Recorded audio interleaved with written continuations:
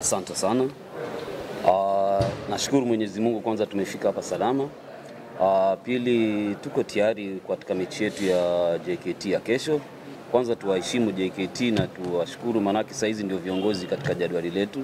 Lakini sisi tuna jambo letu ambalo tunanuia kulitimiza katika mechi ya kesho. Sisi kama Mtibwa pia tuna malengo yetu na naamini kwamba kesho wachezaji wetu wakifanya vile tumeambizana tutakuwa na matokeo mema katika mechi yetu ya kesho. Sawa, maswali matatu kwa mwalimu.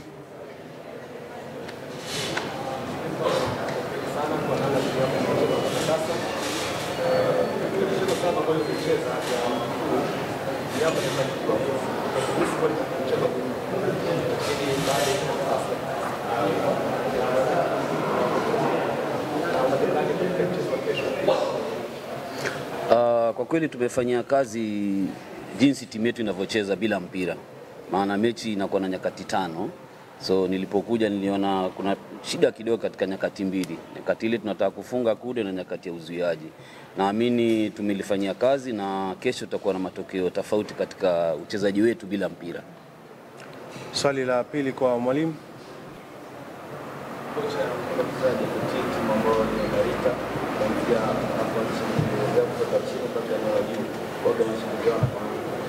Safu yako ya ulinzi ama safu yako ya juu katika ukabaji umeandaje katika mchezo huu na pale vipi ndio tutachukua kuruhusu goli kulingana na namna ambavyo JKT imecheza mchezo hiyo kwa kupata magoli kwa. Ni kweli unavyosema kwamba wameimarika kutoka katika safu zao zote.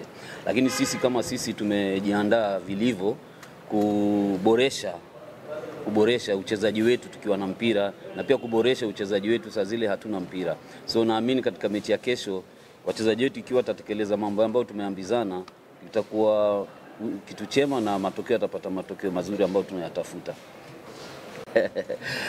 Kikweli mechi huitisha wachezaji, mechi ndio inaita mchezaji na kila mechi ina ratiba yake tofauti ya kucheza.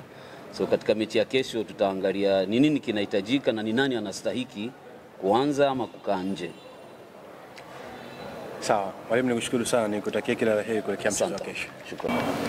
Kwanza tunamshukuru Mwenyezi Mungu, sisi kwa upande wetu wachezaji tumeamka salama na tuko vizuri zote. Pili tumejiandaa kuelekea mchezo wa kesho. Tunajua tuna mchezo mgumu, tunaenda kucheza na JKT ambao wana timu nzuri.